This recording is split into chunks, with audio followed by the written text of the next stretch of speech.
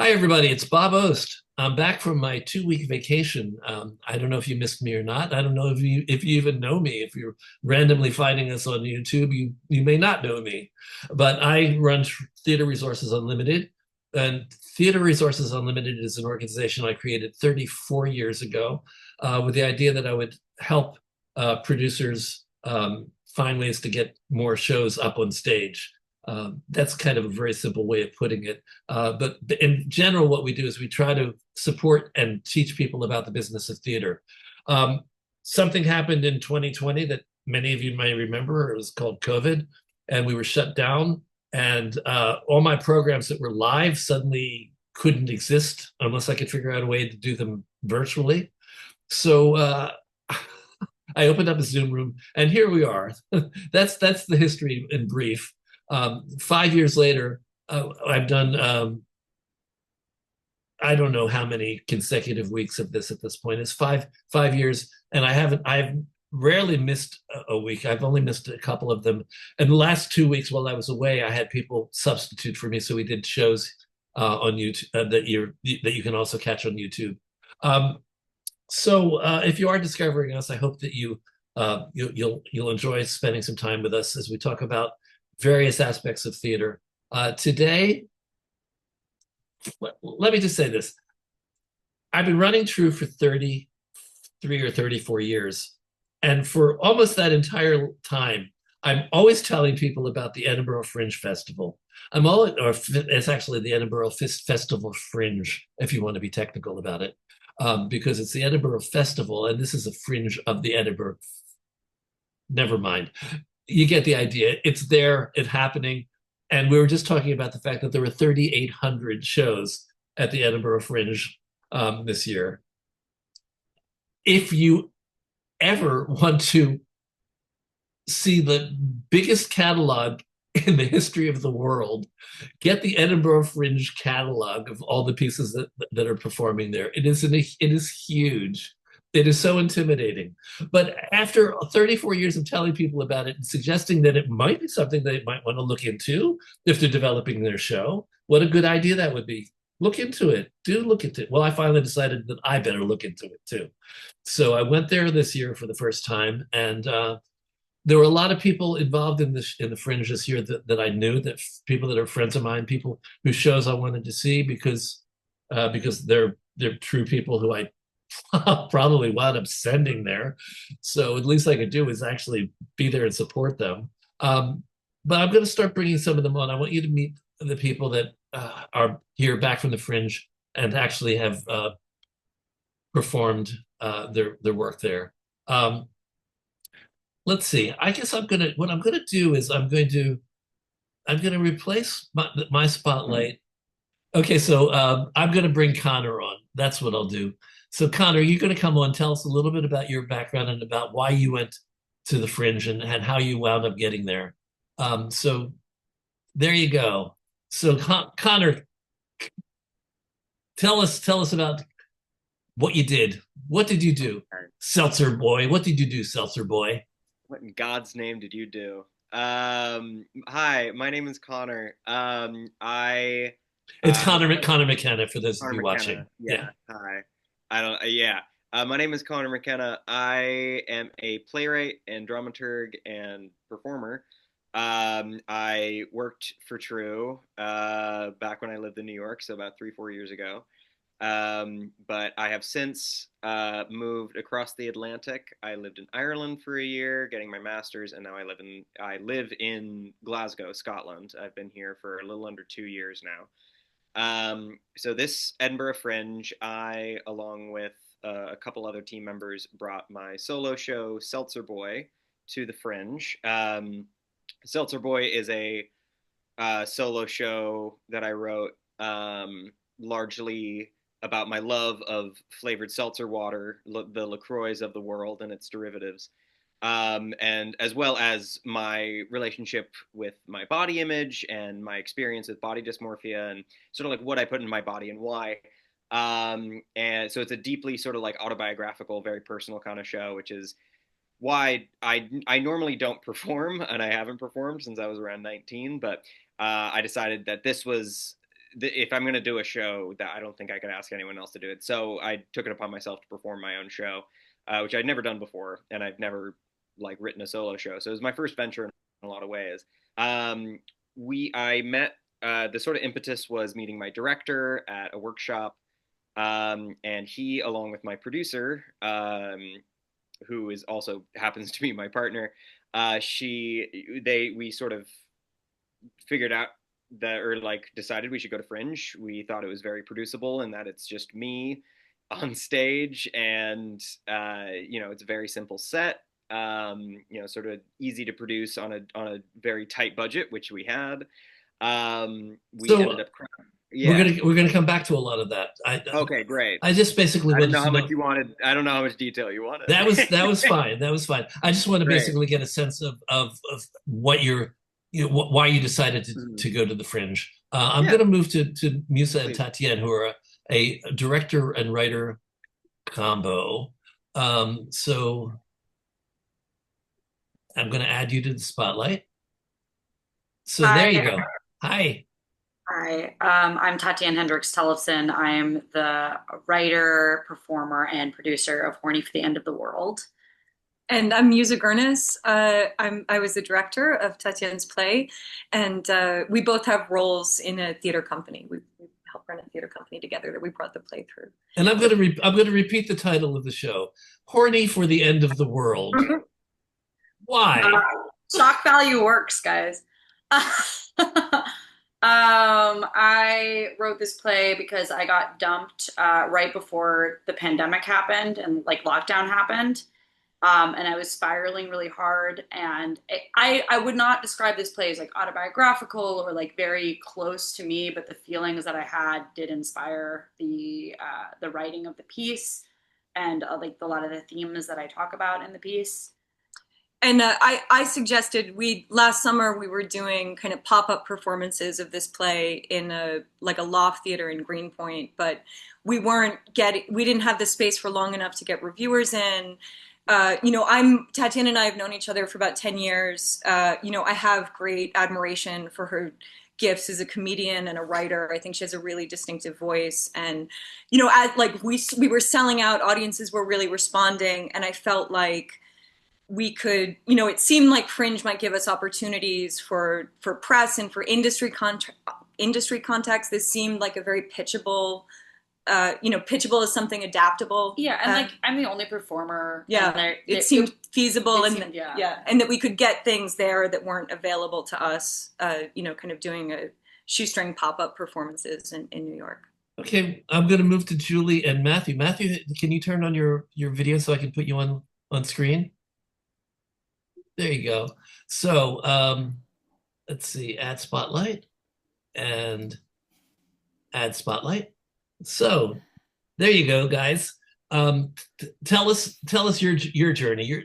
What made you decide to go to the Fringe? And have you done it before? I'm trying to remember. Julie, have you?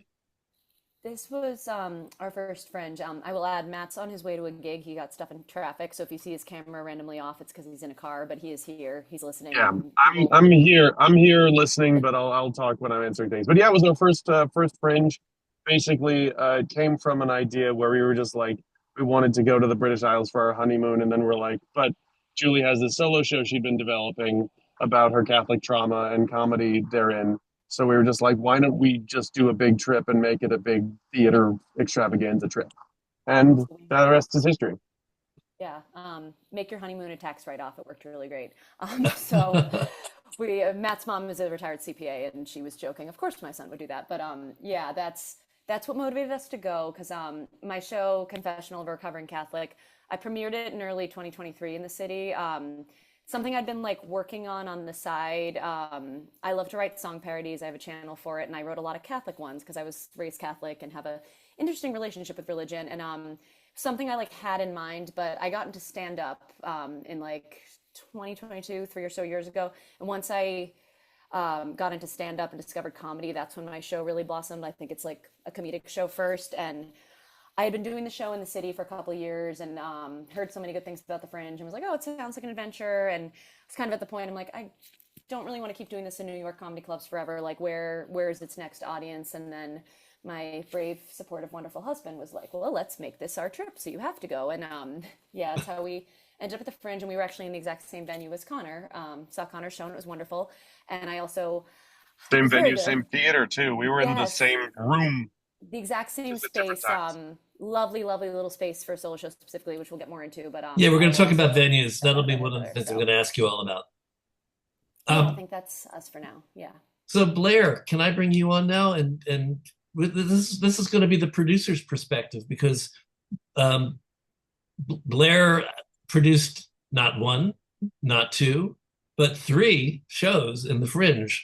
And I'm not sure if any of them were one-person shows. Blair, are you there?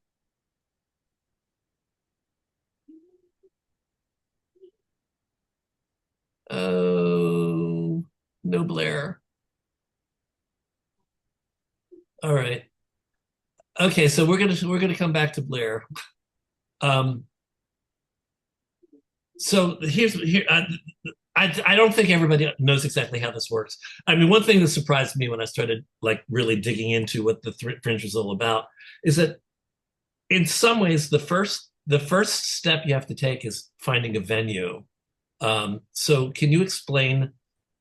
I don't think people realize that. I think Wait, they think Bob. you, yeah, Hi. you're muted.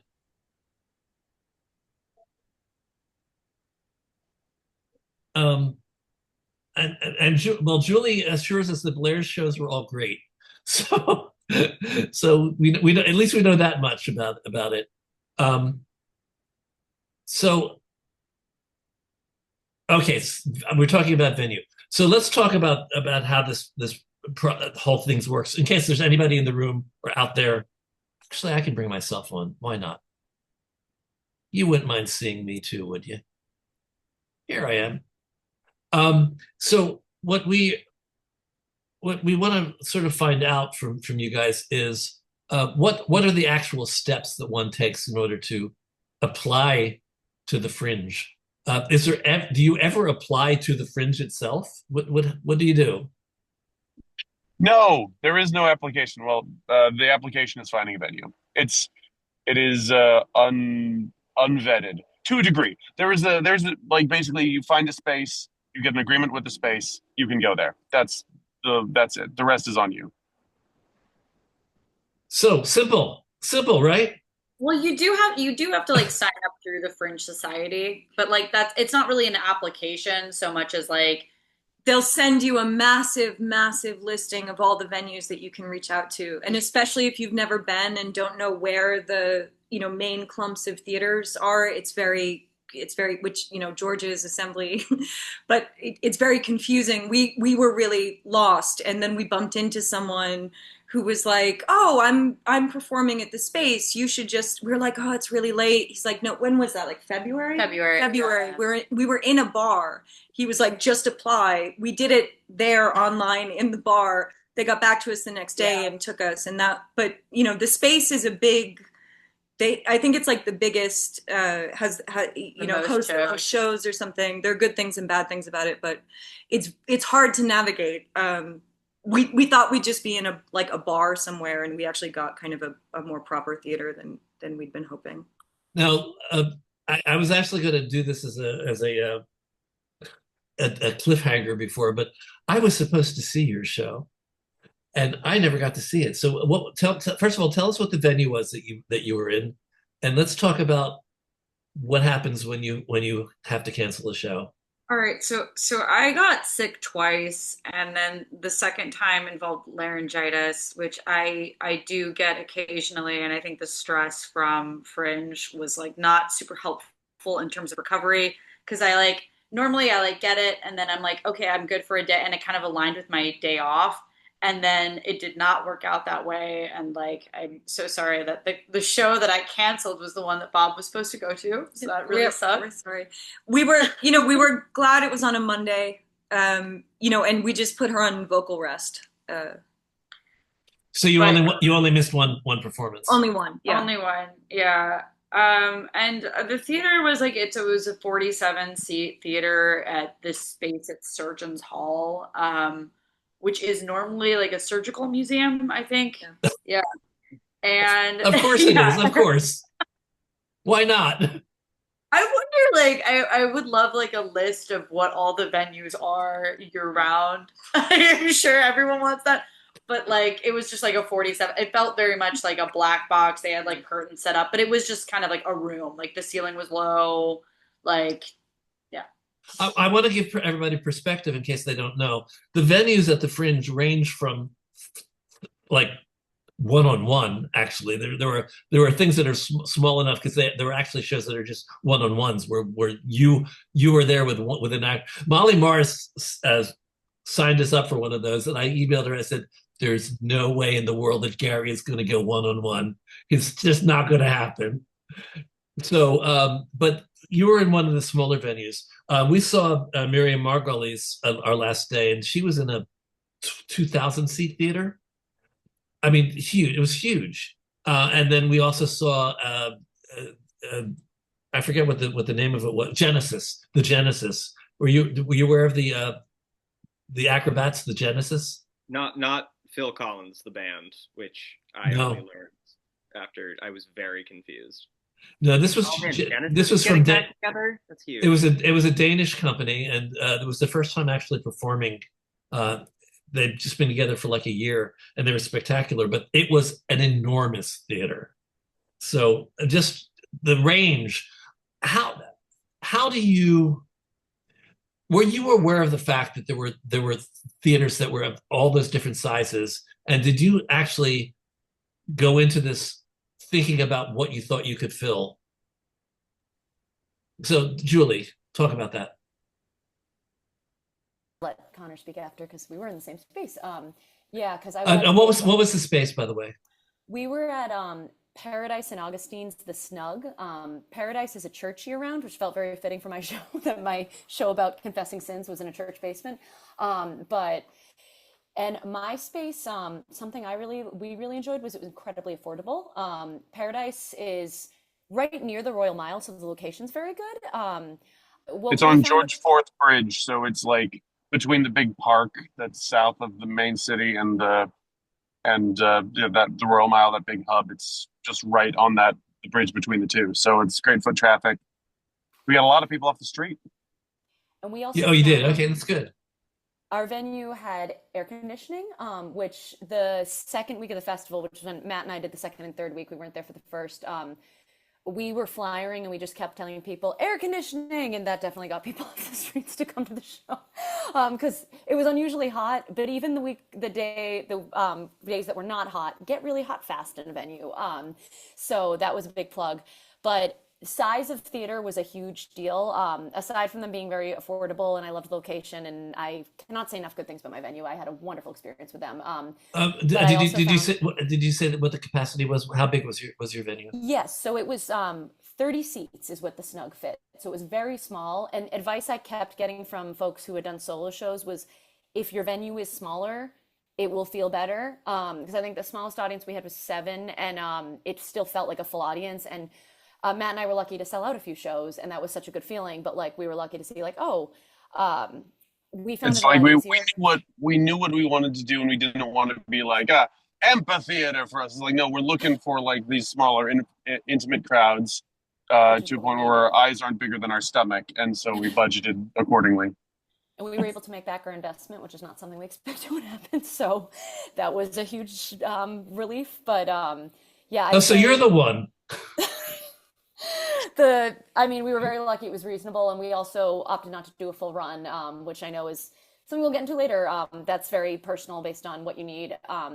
But yeah, we found having it smaller, it was a really good fit for my show because it's very intimate, but also it was just easier when you were worried about numbers to be like, okay, if most of our shows were half full, I think we only had 2 that weren't, and it always felt like almost full. So for a solo show, I'd say depending on what you're looking for, slightly smaller will just make you feel better because especially if you're a small team like us, it was just us promoting. So yeah, I'd say keep in mind what you need, but smaller is definitely easier on your budget. And also it's just a lot more pleasant to perform when you don't feel like you're in a huge empty house and there's 2 people there. So And also, right after us, there was a Tom Waits tribute band with like 3 members. Actually, I think it was like 4 or 5 members, but 2 of them were in the booth. And that, once again, they could have done that to a house twice the size with that same number of people, but they opted not to, and they made it work. So like a lot of it is just what you want to make work, and the AC definitely helped. Okay, so Connor, you were in the same venue. Musa and Tatienne, tell us a little bit more about your venue. Did you have air conditioning? No, we did not. And we also had, for like not the first week, but the second week, we had this like the sweatiest, hottest show. Always like, packed. Tons of tons of actors, and then Jordan was a really nice dude, like who was like the director and producer, but he always like packed the house because he was so social. So like it was like a sauna when we would walk in. It was fucking disgusting, and we have to like basically air the whole place out. The space is one of the venues with like shorter get in and get out time. So we had 15 minutes to get in and 5 to get out. So we were, trying to cool down the space in that narrow window. We heard this from other people as well. The tech is not. You have narrow time for your tech, and many of the operators aren't familiar with the boards that they're using.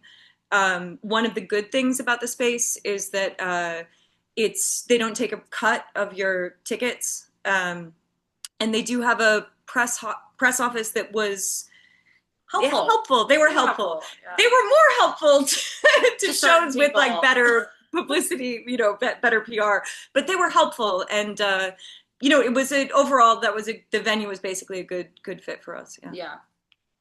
And it was a 47-seater, so kind of similar to what Julie was saying. One thing when you're thinking about capacity and how much can you fill and so on is when we initially sort of did the math on like, could we afford to do this? We were imagining, because the range of ticket prices that they'll give you in the beginning is 10 to 15 pounds. That's like a kind of just the general Ed Fringe web page. That's what they'll say. And we thought, we've got a good title. It's a cool show. We had strong street marketing ideas. We thought we could charge £15. Charles, the guy running the space, immediately wrote right back to us and said, don't do this. You'll have an empty theater. I would rather lose money with a full theater. Yeah. So he's like, you have to bump your ticket price down to 12, which meant that we would need, it sounds like a small difference, right? If it down from 15 to 12 and then the concession is 10. But what it meant in practice is that we would have needed like an extra 10 bodies in the room every night to kind of get in on our financial target, which is, the other thing we should say is that the average audience size across the Fringe on average is 3 bodies in the room, right? So, we like Julie and Matthew, we had about half full every night. Yeah. We had some low nights, but that was 20, the average. 24 over 20 average. That's one thing I'm going to add in that is like if you're planning to go to the Fringe, one expense that we were surprised by is seeing other shows. Seeing other shows really torpedoes your budget. It's like, especially, and that way when you're looking at what shows, you see a show that's like 15 quid and you're like, oh no, as opposed to 10 quid. It's a huge difference, even though it's objectively not. That's why, like, we also did like a pay what you can sort of thing. So. But I understand that you can see shows in your own venue, but to go to anything else, you actually have to buy a ticket. Is that correct? Yeah, your venue will let you see shows on standby for free, and we took full advantage of that, which was really lovely. And there were a lot of good shows at our venue. Connor's agreeing, but especially when you're wanting to support other artists, because it's a catch. It's like, all right, artists want to support each other, and we kept advocating like, all right, this was a big part of the experience. We don't want to skip out on that, but we budgeted so carefully for our venue. We're lucky to make it back. Matt and I got to stay with a friend, which we'll get into later, basically. But like, we saved a lot of money, but we did not account for how much other show tickets would cost. And we won't put back that experience for anything, but just know that's something you're going to spend money on. It's just the way it is. Well, yeah, it would seem a little lonely to go there and not see anybody else's shows. And there's so much you want to see. I mean, with 3,800 pieces, there's got to be something you want to see. Yeah, like we saw, I think 45 total other shows, and in 2 weeks, which was a lot. But Matt and I saw like 3 shows a day on average because there was just so much we wanted to see. And we were seeing 3 shows on average as well. Gary and I And saw a total of 16 shows. And you never made it out to ours. Come on, Bob. I didn't even know that you were. I didn't know until after we had already scheduled our. By the way, if anybody's interested in this, our friend Molly Morris, who went through our producer development program and who I've known for forever, she has a business there. She has something called Ghostlight Projects, Ghostlight something. I'm forgetting words today. Forgive me. And I asked her, she was the reason why I felt like I could do this. I couldn't have done it on my own. I could not have gone through a catalog of 3,800 shows and said, I want to see these 14. I mean, impossible. It just wouldn't have ever happened. So she actually put together something for us. And then when I came back to her and when I knew that your show was on, Julie, I asked her whether she could fit you in. And there was no time and Connor, you already had closed when I got there. There was no time that I could have done it. And they were able to fit me in on your show, Horny for the End of the World. But then you canceled. I didn't rebook anything. The last day that we were there, another show called Ohio, which I'm sure you all heard of.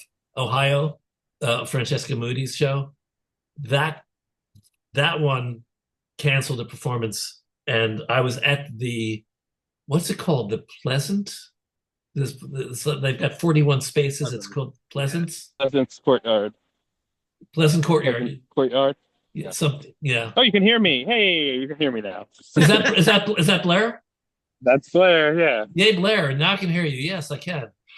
So yeah, by the way, I'll tell you something from the audience point of view in a second. But what was I saying about the Pleasant Square? There are 41 venues there. Oh yeah, so we actually went to the box office and asked them for a recommendation of something that was going on at the same time. Francesca Moody, I wanted to say, is one of the people that we were told we should watch, other than Blair Russell, of course. But Francesca produced something at the Fringe a couple years ago called Fleabag, which was picked up for television. And then she produced something called Baby Reindeer, which was picked up for television. So we were all for seeing some of Francesca's stuff, but we wound up getting canceled, and we went to see something called Fuselage, which was a 3-person show about the Lockerbie plane crash. So Blair, I guess I can have you by voice, if not by video. Is that correct? Yes, that's correct. Okay, so Blair, what the voice of Blair is going to tell us a little bit about the three plays that you produced. Sure. Well, I'll do my intro. So I produced my first show at the Fringe in 2022, the show called Lizard Boy. And after that, I said I would never produce at the Fringe again. And then 2 years later, in 2024, I came back with 2 shows, Pop Off Michelangelo being one of them, which I'll talk about today, and another one called Diva Live from Hell. And then after that, I made a joke that I would also never produce again, or I would double it every time I came back. I did not double it this year, though. I did end up doing 3. But to be honest, I started when I first started planning for this year, I was only going to do 2. And the third one came about very last minute, and that's down to some fun venue things that I can talk about. But the 3 shows that I did, one was called Pop Off Michelangelo, which some of you may have heard of. I did at the Fringe last year and returned this year with Underbelly, which is one of the venues. Maybe you've talked about it already. The other 2 shows, one which Bob was able to see, was a brand new musical called Jackie, about Jacqueline Kennedy, Jacqueline Onassis, however you like to refer to her, Bouvier.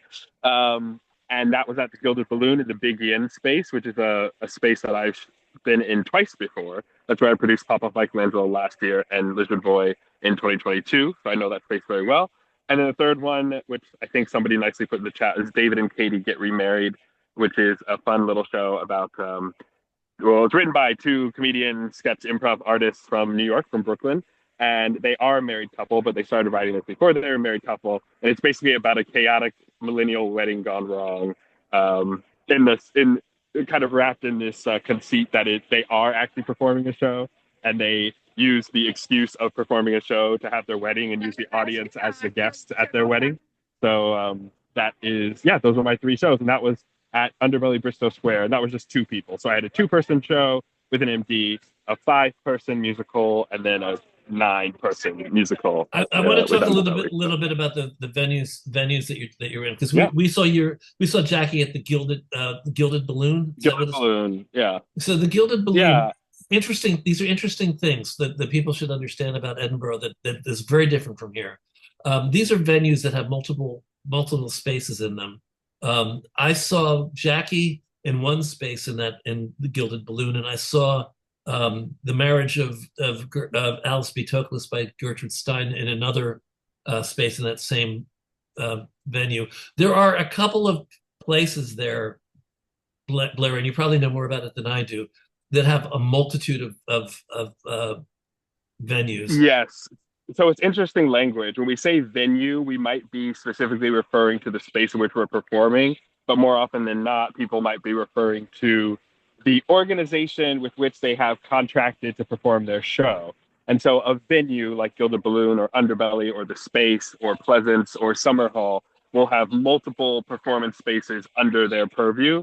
And so if you say, oh, I'm performing with Underbelly, you then have to say sometimes where, because if you have Pleasance, they have Pleasance Dome, they have Pleasance Courtyard, Underbelly has Bristol Square, George Square, Cowgate, and then which space within that specific venue location you're performing in. So well, that's why, yeah. The Pleasance spaces are all in the same area, but there's 41 of them, and we got completely lost. Yeah, the Courtyard is very confusing. Even my 3rd time going, I still just go and ask somebody where they all are because you have no idea. They don't even have signs. Like, it's impossible to find. No, and the people that I was asking box office people, and they didn't know the show I was referring to. It was crazy.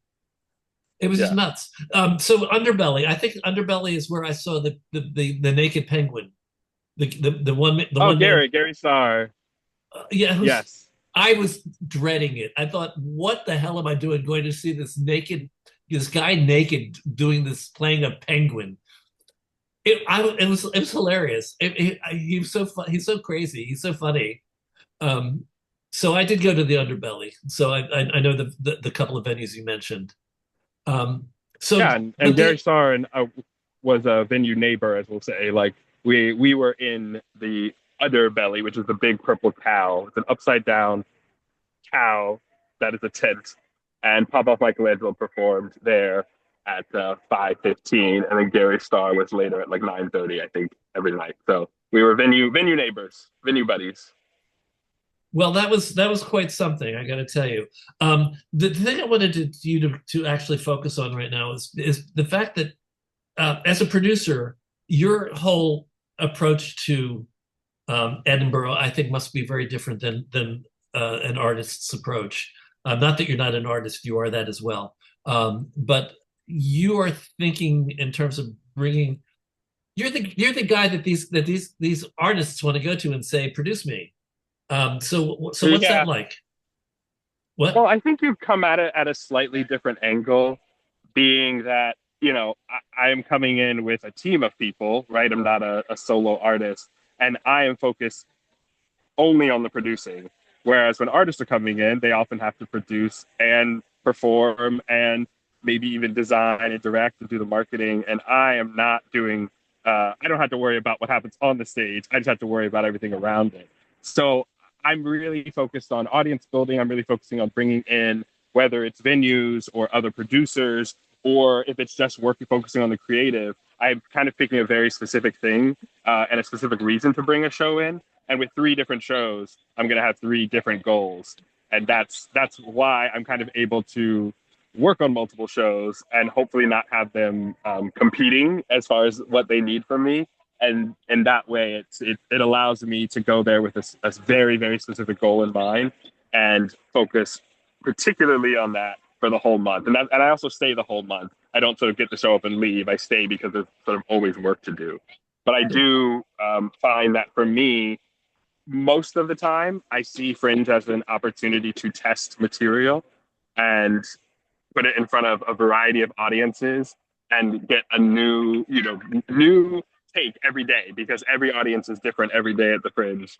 And by doing that, it's one of the one of the, I wouldn't say the cheapest way, but it is a cheaper, it is cheaper than a lot of other ways of actually seeing a show with audiences. With the stakes are both extremely high, but they're also relatively low as like a commercial production.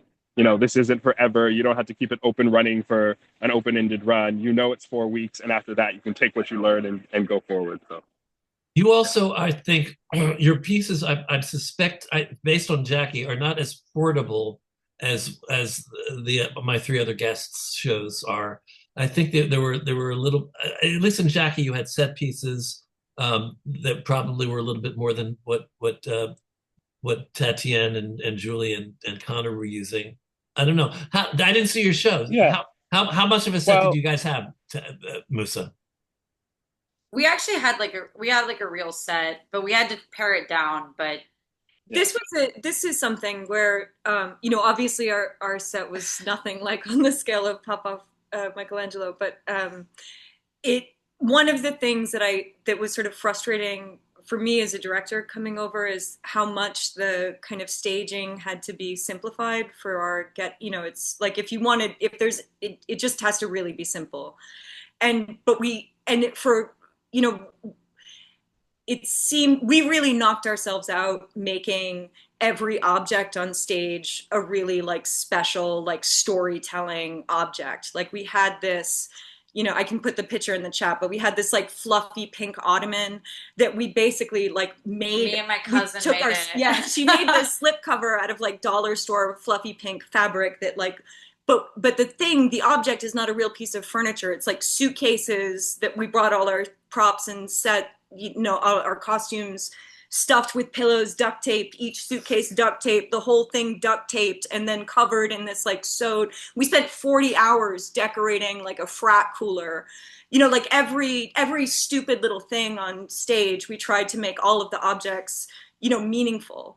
And it didn't. In a way, it was frustrating to me because I don't think you need that for the Fringe. I think people are first show of this scale. Yeah, for a show if you're doing a small budget sort of solo show, I do think it's enough to satisfy audiences if it's a strong script, strongly performed. Yeah. I think that's kind of what people are looking for. But I'll say, it did. One, we liked the world we made, and two, it did matter. Like Blair came to see us one night, and it really mattered to me that we had, that we'd done a thoughtful set when he came to see something that I directed, And I thought it was great, and I loved that piece of furniture, and I had no idea what it was, but I was in love because I thought about how you were trying to evoke the idea of like a bed and different pieces of furniture, and I know that there was probably like 2 feet behind you, so that you couldn't even have the end of a bed. It had to be something that both gave you the idea of that piece, but could not be at the scale. So I love it. Yeah. I just thought of it as the fluffy pink ottoman. Yeah. We named it Coco. I bought it. Well, I think a thing that I learn every time with different shows is like, did I want that much set or did I want less? Jackie was too big. I mean, I loved it, but it was too much. It was too big. Pop-Off Michelangelo actually is an easier set because it had been designed in London to come out every day because we basically, during that production, we had shows after us every day. So it was already designed to be portable and do the Fringe style thing. And then for David and Katie, that is such a small show that we could throw it up in 3 minutes and get it off in 3 minutes. The harder thing for them is that because all of these are musicals, it's actually the audio and the tech and needing to do a sound check that's harder than anything else. So David and Katie is 5 columns that are just like, they were built by a friend in the UK, and then just little props that you can buy at the store. Half of them we made when we were there, but it's the technical elements that can start to get to you at the Fringe when you're doing a musical. So. Connor, I want to move to you for a second because tell me about the division of labor between you and your producer. Yeah, I had to take on, so there was a 3-person team basically, which is me, my producer, and my director. And my producer handled most of like the budget. She handled the budgeting. She handled marketing, poster design. And then I was the one. We both flyered when she could, but I did most of the flyering. and then I was basically running and creating content for the social media account. So we kind of split that kind of thing, but she also gave creative input as well. But I also, in terms of production, we didn't really have like any sort of technical designer in any sense. We used like a projection. I did all the projections. But was it the show that you intended? Did you feel that it was? Yeah, absolutely. I wrote it to be a very small show with minimal set that you could do with a chair and a table and 3 to 4 cans of LaCroix. So yeah, I think yeah, that was one thing I was looking for with my venue was a projector screen, and not every venue has that, but one of the reasons we went for Snug is because it did. So that's actually a good piece of information. When you're going to the venue, make sure you're asking the right questions. It's always good advice. Even in New York, it's good advice. Make sure the venue has what you need. I want to actually talk about postering and publicity for a second, because it's overwhelming walking through the streets of Edinburgh, seeing there are big posters of everything. And I don't know whether you could afford the big posters, whether you had big posters or not, because it looks like it was a huge expense. And also, when you're talking about postering on the street, like giving out flyers, the flyers, I'm sure that you all had flyers, but did you have posters? I'm curious. I definitely had posters. I mean, coming in as like, with back shows and being in a 400-seat venue, you can't not have posters. You can't not have flyers. So I definitely bought flyers, and I get different posters for different shows. And you think about location, you think about how many people you're trying to get in, you think about one of the things that really works at the Fringe when you have over 3,000 shows is you just want repetition. How many times can somebody see the title of your show? Because eventually they're going to think, I want to see something. And they're going to think, oh, I heard about that. It's not that they heard about that. It's that you've shown them the poster 10 times. You were in the magazine. You had a big thing in the brochure. I can attest to that. That's exactly what happens as a visitor. You see the show over and over again, and you start thinking, why am I not seeing that? That's so interesting. Why? But the thing that I want to ask you about also, Blair, since you were able to get involved in the big posters, which are everywhere. How do you determine where they're going to put your poster? Do you have any say in that at all? Did I lose Blair? I lost Blair. Oh, sorry. Could you just repeat that? Can you repeat that, Bob? Oh, when you're spending the money for the big posters, and I know that there are walls and walls of them everywhere you walk. You can't walk down the street of Edinburgh anywhere without seeing a whole wall of posters. How do you determine where your poster is going to be appearing? So the quick version, and anybody who's done posters knows this, is it's basically like the NFL draft. So you wake up, because you're in the US, you have to wake up at like 5 a.m. And there's one company called Out of Hand, who is the only company who's allowed to put up posters anywhere in Edinburgh during the Fringe. You get onto this website and you just panic, and you have to buy a bunch of different types of posters. So each different size is a different thing that you have to buy. They have different values. You can buy some things by the location. You can buy some things by like a zone. So you may buy a pack of 10 little posters that go around lampposts. And then most of the time you do not have a choice about the location. Most of the time you're just hoping that somebody at Out of Hand likes you and puts it in a good spot. But with some of them, when you're spending a lot of money, you do get to pick a specific location.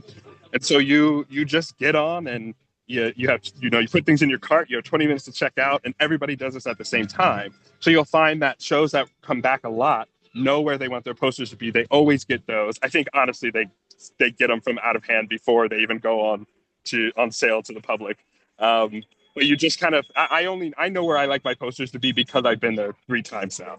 So I could go online and do it. But the first time you're just guessing. You're hoping that you get a good spot. You're hoping that it works out for you and it's valuable for where your venue is.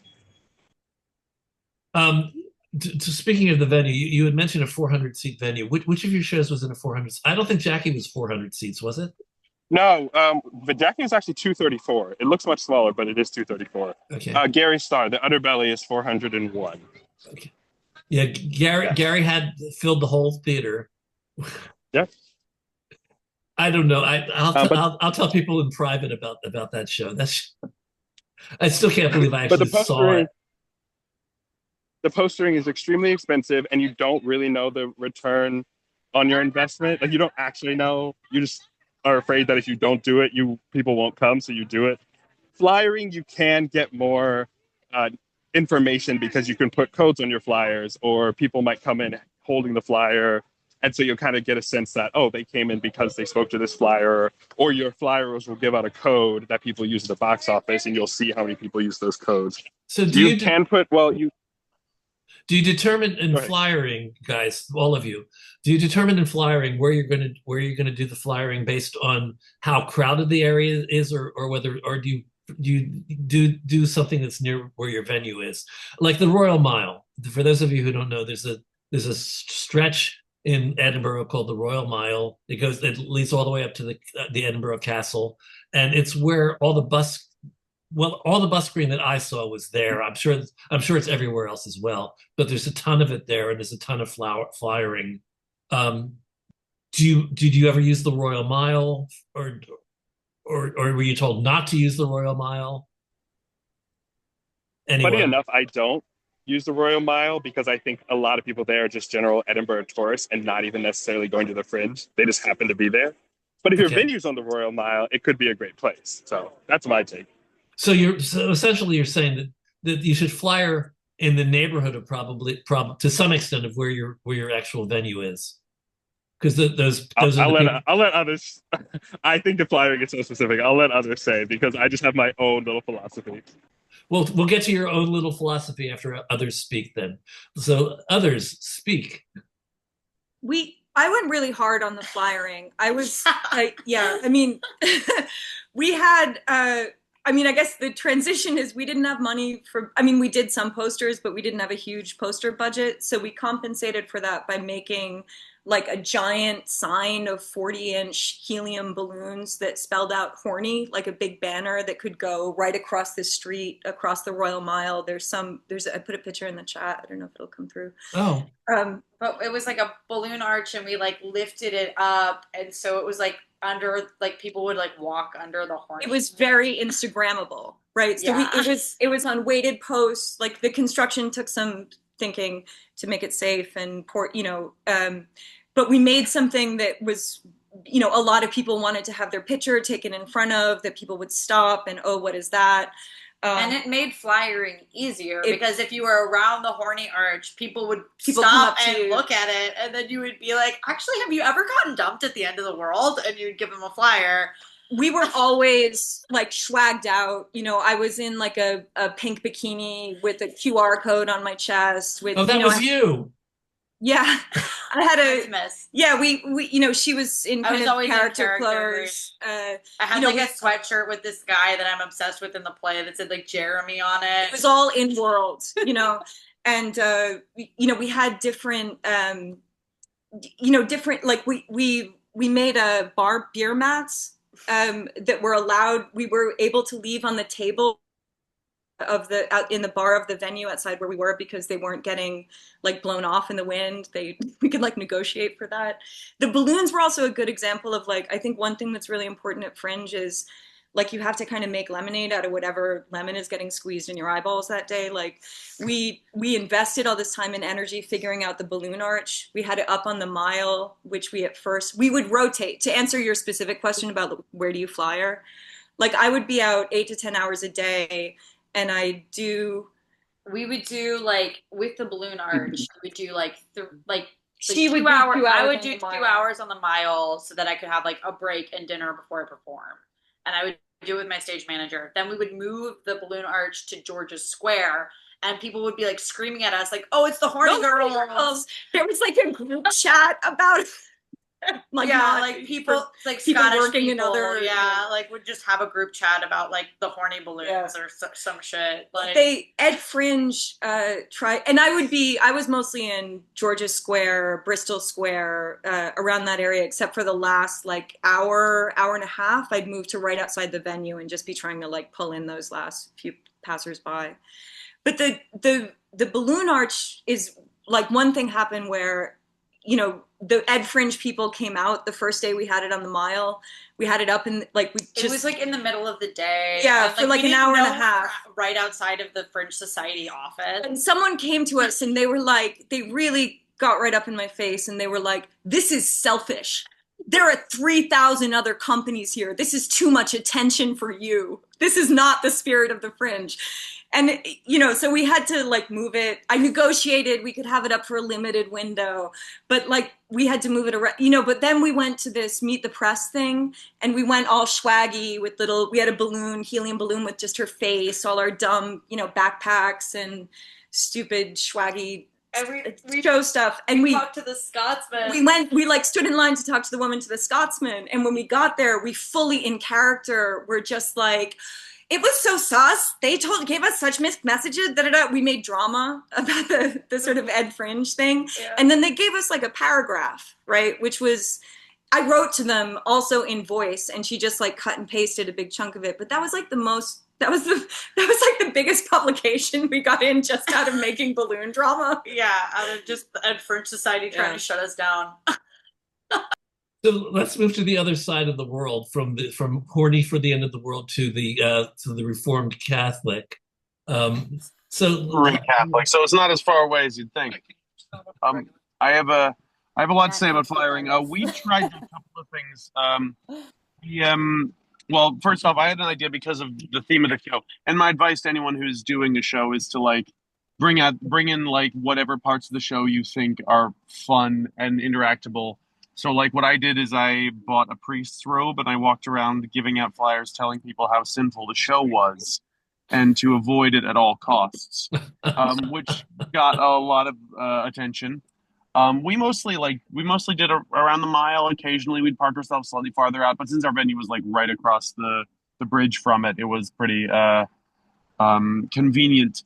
The other thing that I tried to do, especially because we were on a very tourist heavy place, is everyone likes shows, but everyone hates salesmen. So the more in the face of people that you are when you're flyering, the more it's like you're going to turn people off. So my tactic was like just throwing out bits, just say, don't see the show, it's sinful. And then if people want to come to you, like if you're doing something big or being in some way noticeable, then that really helps draw you in. So like even though Julie was like saving her voice, getting ready for the show, she would also like piggyback off it. We'd be doing bits with each other and occasionally interacting with the other shows around the place. Cause you know, in the mile, everyone like stakes out their little claims and they're bouncing ideas around. But yeah, so that was our approach. So Connor, how did you make Seltzer seem provocative? Well, that was fun because a lot of people in the UK don't know what Seltzer is. Okay. It's not very popular. So that made it a little hard because I had to explain what it was half the time. But I kept it pretty simple.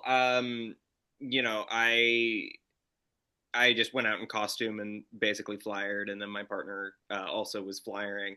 What was your costume? I brought like a can of LaCroix just as a prop, you know, just like in case you weren't sure what I'm fucking talking about. This is what that is. And that was helpful, I think. And, you know, I got quite a few people in just from flyering. And like, yeah, what I'll say is that flyering is the worst. It's the absolute worst part, but you have to do it. Because that is the most consistent way of getting people in the door, other than like word of mouth. Yeah.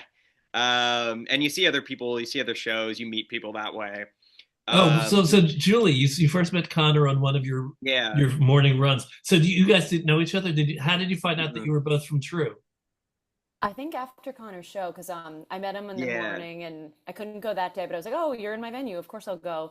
And then we were chatting after and we were like, oh, true. And our dear yeah, friend Jay on this call, I was like, yeah. oh, you know Jay. Jay's at home watching my cats right now.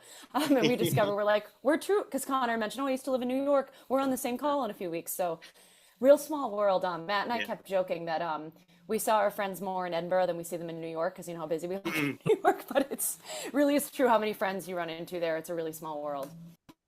Um, let me ask you guys, including Blair, do you have a little extra time so that I can open up for the room questions from the room? Yeah, Dinner time. You ready? I was just gonna, yeah, 6:30? I was gonna say about You are? flyering, Is Bob. it 6:30? Yeah. Yeah. Oh, wait a second. Somebody's got to mute themselves. I don't know who it is. Um, I was going to say about flyering. So I managed 16 independent flyers in addition to the cast of my shows. And I also managed the flyering for another show that was by Tony Castrino and others. I don't know Something if you that know you mean Tony, but something that you didn't produce. yeah, something that I didn't produce. Wow. You know, I'm friends with him, and I said, "Oh, if you need flyers, I already have people, so it's just easier to hire the same people and know who you know." So, actually, I wonder if I can share. I would, my assistant Isaid, basically was in charge of all the flyers, and these were just independent people that I found via the flyering Facebook group and people that I've seen before and said, "Hey, you're a great flyer. If you're here next year, let me know." And then every day, like certain people worked on certain shows, and in the first week, I'd invite them to see the show so that they knew what they were talking about. Because, as Connor said, like the best thing you can do is have a conversation with somebody about the show and say you should see this because just handing out flyers is fine, but it works better if they have some kind of relationship to you or reason that they want to go or they're hearing firsthand why a show is good. And I think really the cast or the artist is the best because then you get that sort of like social relationship where you're like, oh, I really want to go see this person's work. They took the time out of the day. So David and Katie would go out, the cast of Pop Off would rotate, and the cast of Jackie would rotate on flyering. But I would have a schedule. Oh, I don't think I can share because of the rules, but I had a schedule that I would put together every day and send out to the different flyers. And it's, you're here at this time. Normally I say 2 hours before the show and in the popular places, and then also at the box office of the show in the last like 30 minutes before, because people often walk up and go, I want to see something. And you're like, hey, I got a show for you. It's starting in 20 minutes. They're like, great, this fits in my schedule perfectly. So I always try to do those things, but I learn every year, learn new things about flyering. So my question to the room is, what else do you need to know if you're considering going to the Fringe? What else would you like to know? And have there been any questions that we missed? Saw Our somebody asked panel about cost. remarkably good about answering questions in the chat. But there have been a couple. Maureen Condon wants to know, Blair, did you use recorded instrumentals for the music or did you have live musicians there? Recorded. Jackie had recorded. Yeah. Popoff had live musicians, 3 live musicians and track. David and Katie played their own instruments, so they played guitar and ukulele, and then we had an MD on keys. So 2 shows had live, and 1 show was recorded. There's someone, I need to find it, but Connor, someone was asking how much you knew about Fringe before you got involved, and I guess that would go for everyone. How much research did you do before you actually decided this was something that you wanted to do? I was lucky. My partner produced slash producer produced a show that she wrote for the Fringe 2024, so the previous show. So she had some experience, and so she was able to sort of like be a be my guiding light, which was really, really helpful. But you know, so she knew a lot about the venues. She kind of understood the ecosystem, so I was able to rely on her a lot. But we did, you know, some research on venues. But a lot of it is just you have to learn by practical experience. I was also lucky because like I live in Scotland.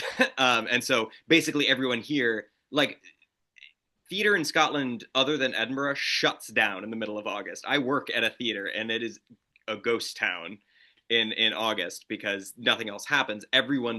Almost everyone does something involving with the Fringe. So everyone thankfully had a lot of experience. And so I was able to sort of draw on that like well of knowledge, which was really, really helpful.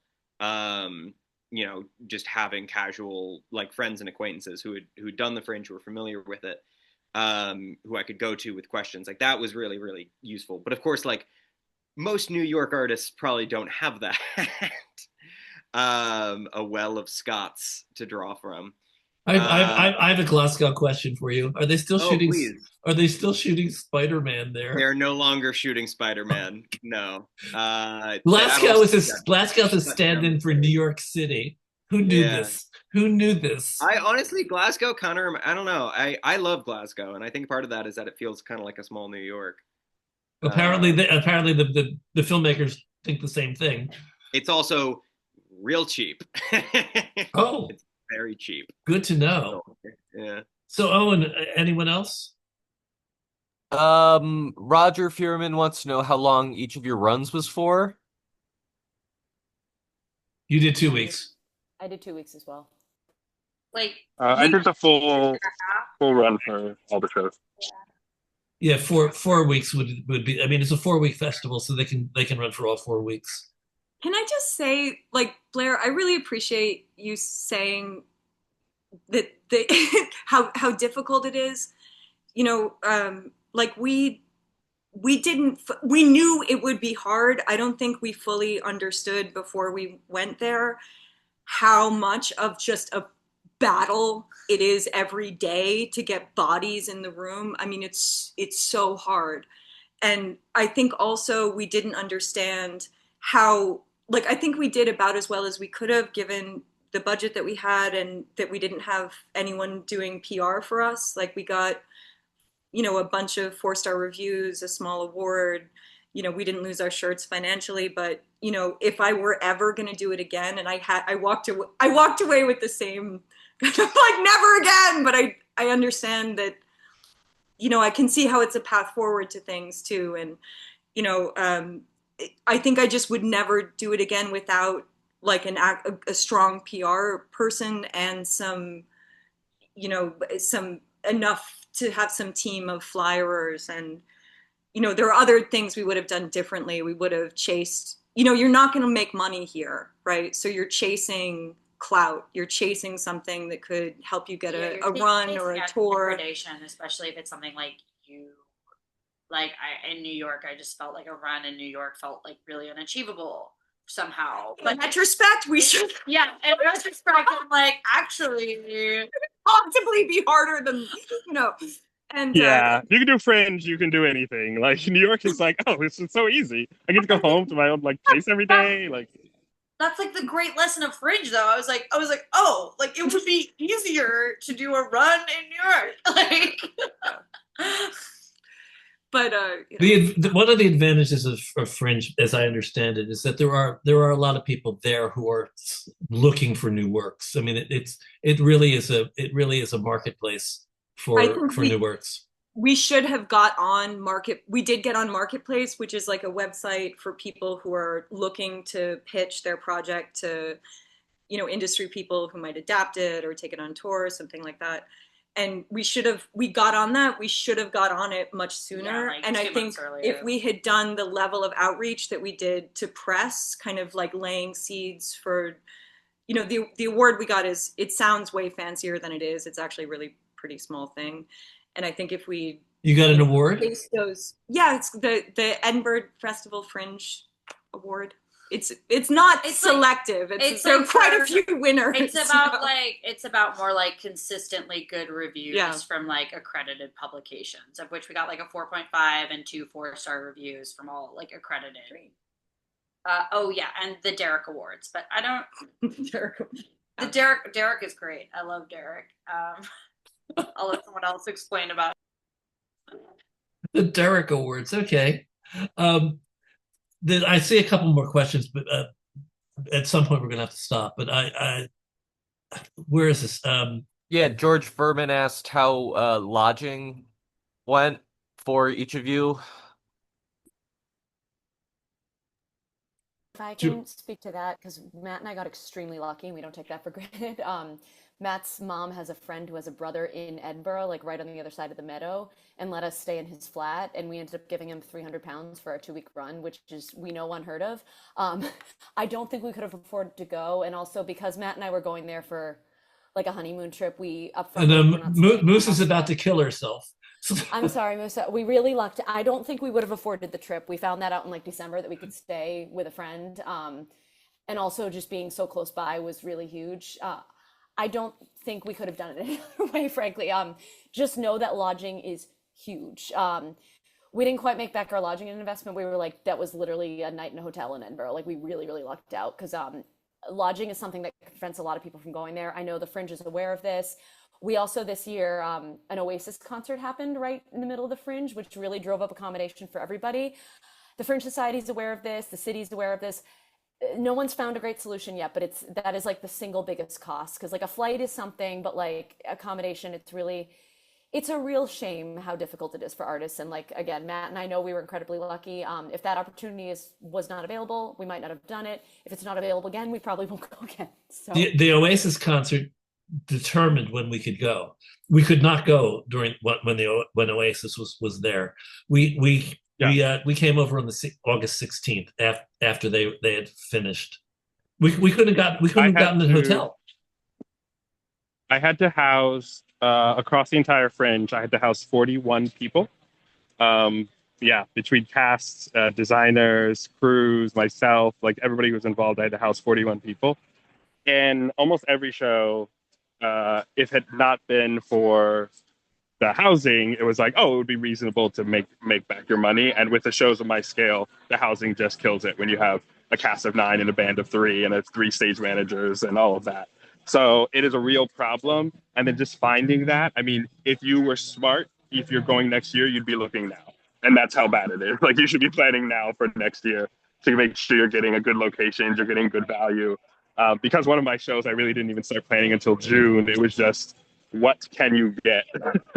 And hope, and you sometimes get deals, but you're just kind of hoping for the best.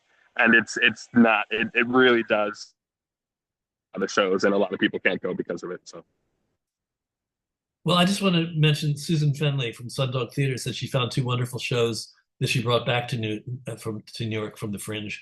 So people really do, they really do go to the Fringe hoping to find something that they want to actually produce. But there's 3,800 of them, so the odds are not really in your favor.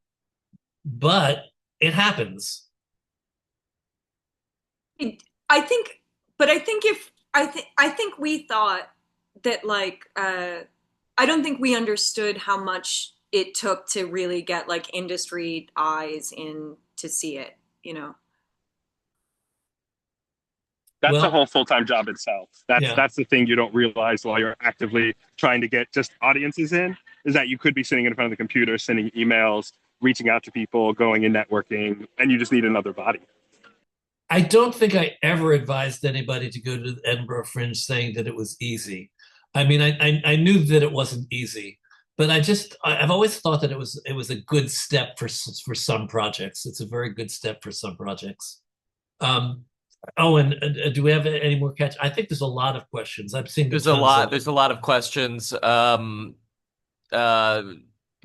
With Janelle wants to know, with the Fringe experience, how will that knowledge apply to producing in the US? To any of you? Well, I mean, Connor, obviously. Other than Connor, yeah. Hell if I know. Has it changed your perspective on producing, Musa and Tatienne? I produce things. This is definitely the hardest producing job I've ever had. Like, it was funny because I was like chasing press, like it was a full, like I put so many hours into chasing press, and like the best like review I got was and it was like because I met someone at a party like a month before who knew someone who was the former like editor-in-chief of The Student. It was like I think what it was good was it was so hard that it Like, and I don't take, when I say hard, like, I don't mean that lightly. Like, I do a lot of very challenging things. Like, I'm a fucking actor, like, but I think it gave me a lot of like strength in terms of like, oh, going forward, everything else will feel like nothing because this was so intense. And like it's a fact that you could put like whatever 100+ hours into just emailing reviewers and you get like 3 reviews, and then it's like just be lucky that you got the free 3 reviews when like that was your whole full-time job for like 3 months. Like things like that. Well, Press is I was going to say press is if you can only invest in one thing, it's kind of the one place where you would put money into getting the right person to help you, because even if you didn't have any posters, like you don't know how those work, or flyers, if you can get the right press, which is so dependent on what they feel like seeing and not how much work you're doing, but it is worth the investment, and it's normally like a flat rate. It's not cheap. It can be £2,000, 2,500 pounds for the month. But that is the thing that I think, if you get the right team and they do well, is the best investment. I met a publicist there who said she wants to come on my show. Do any of you know Michelle Mangan? Michelle's done a show for me every year. Oh, she has. So I'm going to have Michelle on in 2 weeks. Yeah. Michelle's great. Yeah, so we'll talk about press in 2 weeks, but from the publicist's point of view. There are so many questions. Owen, help. Geez. Okay, here we go. Scott Sublett wants to know if you'd regret going. Would you do it again? Connor said he absolutely will do it again, just for the room, and Julie said that if it's within her budget, she would do it again. Tatienne and Musa, I think the jury is out on that one right now. They have to recover first, and obviously, this is the last year that Blair is going to do the Fringe, so you'll see him again next year. He will certainly be there next year, even though he's not going to. Right, Blair? Oh, lost Blair again. Oh, no. I will add that the biggest pleasant surprise that came for me for the Fringe was just learning that my show had an audience. That is something I did not find in New York. Not that I've never had an audience, but I assumed like, oh, my show is for young comedians like me, because talking about religion is so taboo in the States. And what really shocked me was not only that I sold a lot more tickets than expected, and money is nice, I didn't expect any money, but my audience was largely older, which was really nice. Like I had a 50s, 60s was my primary crowd, and they all wanted to see it. And that really was powerful to me to see, okay, these are the people I should market my show to. I have an audience. So I will add, like, that was a big surprise that came from the Fringe that I did not expect. So you really unexpectedly may find, like, just people wanting to see my show was worth every penny for me, even if I'd had sold less tickets. So one of the positive stories that came out of it. I'm going to take a question from Alicia Foxworth. I'm sorry, Alicia Foxworth. I'm going to ask it in a different way. Did you make any connections that you think are going to be valuable for your career going forward? And this is also to Blair. Actually, one of the connections that Musa and Tatienne made was Blair, but it does go both ways. Connor.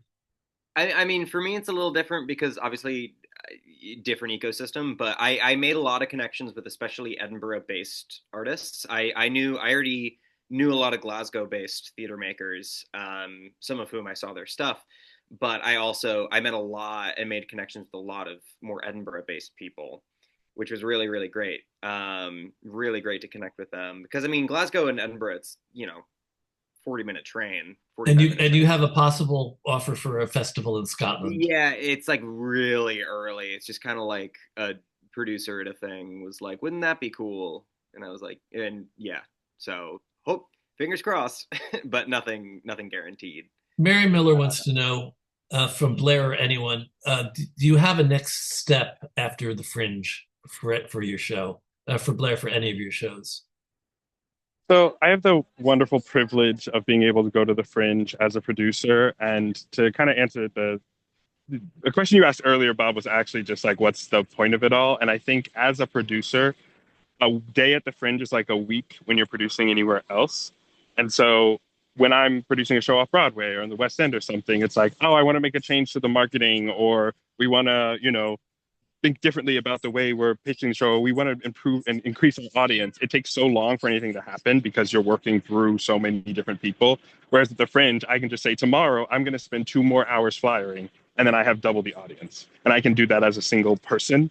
And that is the type of connection to producing that I don't get in any other place. So that's why I do it. And that's why I hate it when I leave, and then I always want to go back, because every time I'm doing other shows, I'm like, oh, I wish I could actually go find my audience and go make an impact and go talk to press people or go talk to other producers and get them in the room, rather than just sitting around hoping that all of the people you have to hire do it. So that's why I like to go back. And the other side of it is connections. It's people.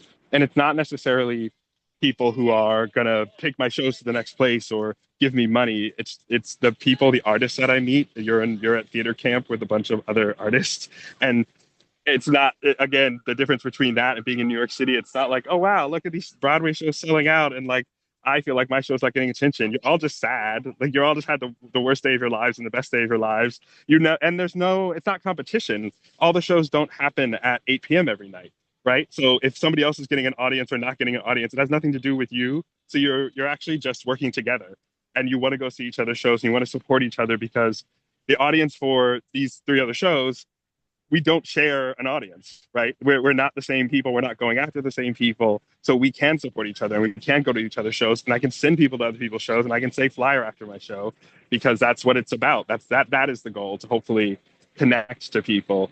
So I meet so many new producers that I didn't know before. And then I get emails saying, do you want to come to the Fringe in Australia? Or I have this one random venue in a place in the UK? And I'm like, those are all great. And one day I will look at those emails and process and respond. But it's more important, like the strong relationships that I built and the people that I met. It's just that really is what it's about. And it doesn't always play out in a linear way. It's not, okay, now I know exactly what's happening next. But I know that there's value in the time that I spent with people, meeting people, supporting people. And it all feels like it comes back. So that's great. So 2 things. I want to let everybody know that Connor is starting a new business. He's going to be renting out his home for people who want to come over to the Fringe. He's in Glasgow, but it's an easy train ride. So you can always, Connor can be your lodging. So a lot of you should know that. And you're cool with an air mattress. The air mattress. I'll be sharing an air mattress. Edinburgh City Council is bad at their jobs. £50 a week, you can split an air mattress with Blair Russell. And the other thing I wanted to say to everybody is that Blair is the teacher of our foundations course, our producer program. It's a 9 or 10 week, not week, 10 session course that's going to be given starting the end of September. So anybody who's interested, now that you've met Blair and heard him talk about producing, and now that you know that he knows a ton, you might want to think about applying for foundations. We have our applications open for. Blair, are you actually starting the 29th? Yes. Tell me, found the producer.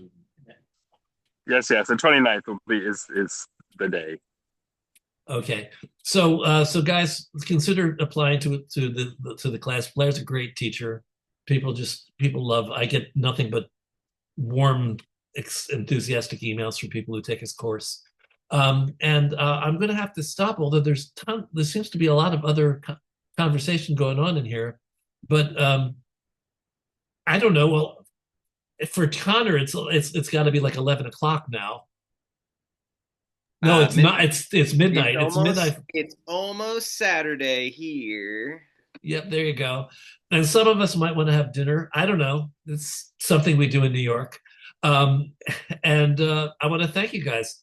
Blair, I'm sorry that there was video problems. I might ask you to come back in 2 weeks if you can, because I think your conversation with Michelle Mangan would be interesting. Yeah, absolutely.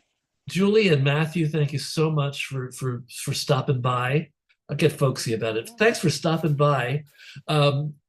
Musa and Tatienne, great seeing you, great having you. I wanted to ask you, Did doing speed date, did you know that you were going to Edinburgh when you did speed date with us? Yeah, and as soon as I got off, the first thing that we said was we should have led with the fact that we were taking it to Ed Fringe. That was insane that we didn't pitch that, make that a more central part of the project. Yeah. I got a little bit more like response than I anticipated. Like people were very interested, and I was like, just kind of like, I was like, oh, this will just be like a thing that I can practice my pitch on.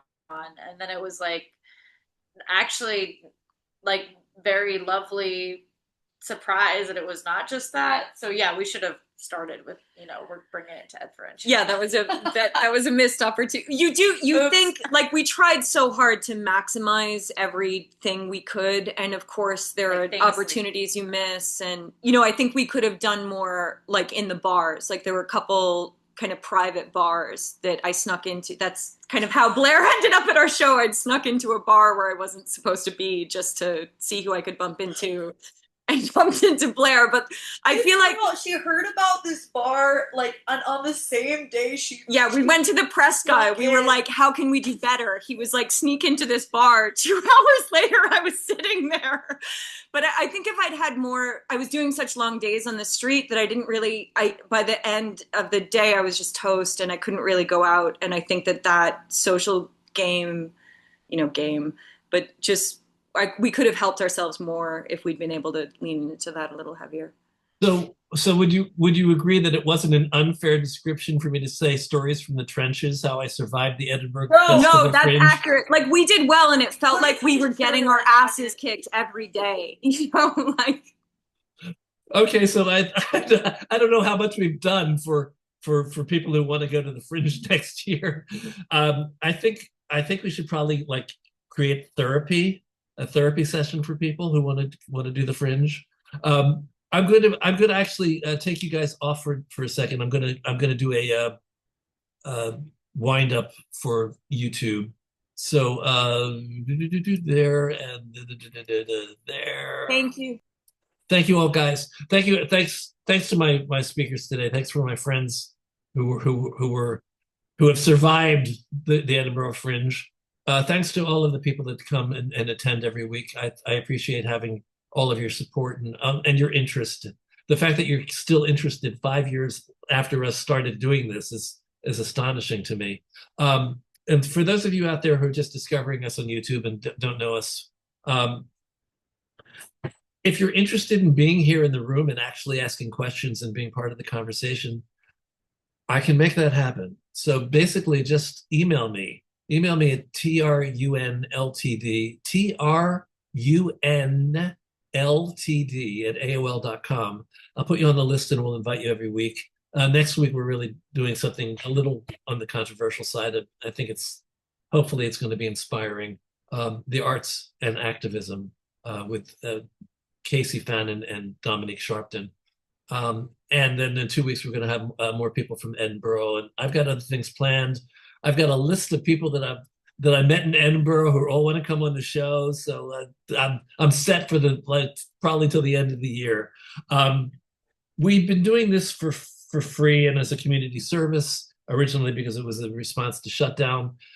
We absolutely welcome you for free. Everybody can come here for free. We also absolutely have bills to pay. So anybody who is inclined and would like to help us out, you can donate or you can pay a $12 admission to come to this. Again, free, or click one of the buttons that lets you pay something, or join as a true member. All of these things help us keep going. So if you want to give us a donation, go to True Donate, trudonate.com, trudonate.com. We're very grateful for whatever you can give us. We're just coming out of our summer donor drive. We didn't quite make our goal, our $20,000 goal. So we could easily use about $5,000 more. And that can come in increments of $10, and I'd be just as happy. So that's it, everyone. I hope you'll join us in the weeks to come. And that's it. Thank you for being with us, and come back again soon.